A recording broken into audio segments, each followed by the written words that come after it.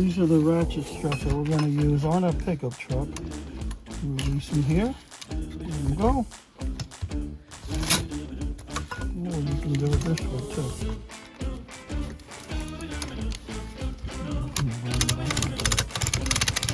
So what we're going to do is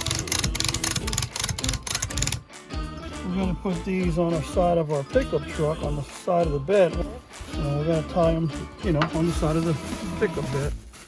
And we're going to use them to strap stuff down. This way you don't have to go looking for bungee cords. You don't have to go looking for straps. The straps are always there, ready to go. All you got to do is just push down, pull, connect on the other side, and then strap them back on. And that should do it. Very simple. And they work perfect.